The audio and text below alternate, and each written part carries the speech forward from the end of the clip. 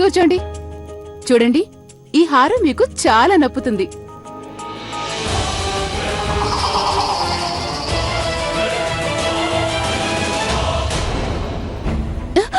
ఎలా ఇది ఎలా విరిగిపోయింది?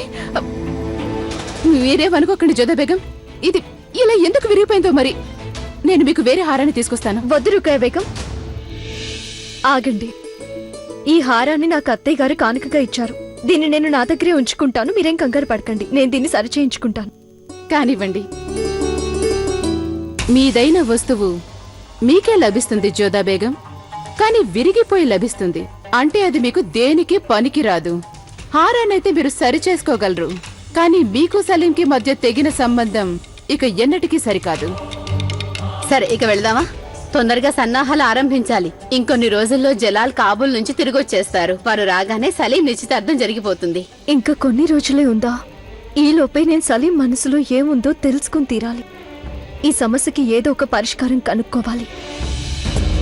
మున్ముందు ఇంకో ఉత్సవం కూడా జరగబోతుంది భాయిజాన్. అవును, కాబోయే షెహన్షా పెళ్లి కదా. రాను రాను దానియల్ ఈ మధ్య ఏదో పరిధ్యానంలో పడిపోతున్నాడు. ఎప్పుడు ఏదో ఆలోచనలో ఉంటున్నాడు. ఏమిటి సంగతి దానియల్? ఎదురుగా అంత రుచికరమైన వంటకాలు ఉంటే నువ్వు వాటిని కన్నెత్తి కూడా చూడలేదే? నువ్వు సరే అంటే నీకు కూడా మంచి అమ్మాయిని చూడమని అబ్బుజానికి చెప్తాను. నీకు నచ్చిన అమ్మాయి ఎవరుంటే మాకు చెప్పు. అదేం లేదు భాయిజాన్, నాకు నచ్చిన వారంటూ ఎవరూ లేరు. నాకు పెళ్లి చేసుకునే ఉద్దేశం లేదు.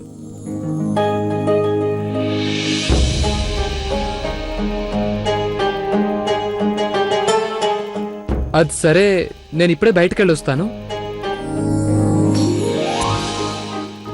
దానియల్, నాకైతే చాలా ఆశగా ఉంది, కానీ నా అంతటా నేనే సలీం రాకుమారుని అడిగే ధైర్యం చేయలేకపోతున్నాను. నేను వారి మనసులో ఏముందో తెలుసుకోదలిచాను.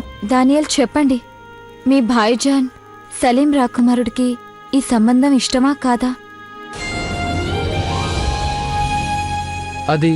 అదైతే నాకు తెలియదు, కానీ వారు తప్పకుండా సంతోషించాలి.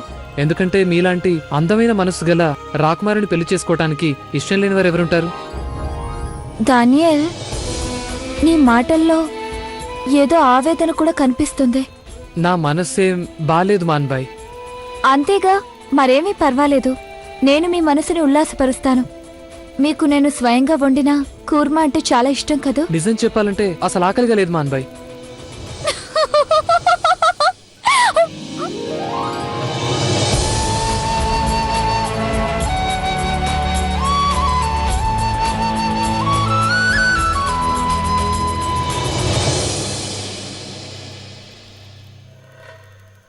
మీకు ఆకలి లేదంటే నవ్వొచ్చింది. దాన్ని బట్టి చూస్తే ఖచ్చితంగా మీరు ఎవరినో ప్రేమిస్తున్నారనిపిస్తుంది. దానియల్, మీరీ సంగతి ఎవరికీ చెప్పకుండా దాచారు. కానీ నేను మీ బాల్య స్నేహితురాల్ని కదా దానియల్. పైగా నేను మీకు కాబోయే వదినని. కనుక మీరు నాకు చెప్పాలి. ఆ పిల్ల ఎవరో చెప్పండి, నాకు చెప్పండి. ఒకవేళ నేను మీకు అందులో సాయం చేయొచ్చుగా. ఒక్క మాట చెప్పనా మాన్బాయ్? భాయిజాన్ ఈ పెళ్లికి చాలా సంతోషించుంటారు. అలాగే వారు మిమ్మల్ని కూడా చాలా సంతోషంగా ఉంచుతారు. దీనివల్ల నా ఆనందం రెండింతలైపోయింది. సలీం రాకుమారుడితో పెళ్లి జరగనుందన్న ఆనందం, ఇక నా చిన్ననాటి స్నేహితుడైన మీరు ఇక్కడున్నారన్న ఆనందం. ఇప్పుడు మీరు నాకు వాగ్దానం చేయాలి. ఏమని? ఏమిటంటే, మీరు ఇకపై కూడా ముందుగా నన్ను స్నేహితురాలనుకుంటారని, తర్వాతే వదిననని మాటివ్వాలి.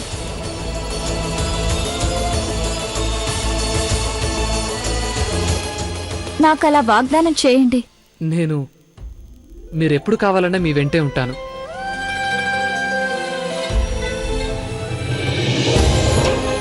సలీం భాయిజాన్ చాలా సంతోషంగా ఉంటుంటారు. అయినా నాకేంటి పాడాలోచన? నేను మాన్బాయ్తో ప్రేమేంటి?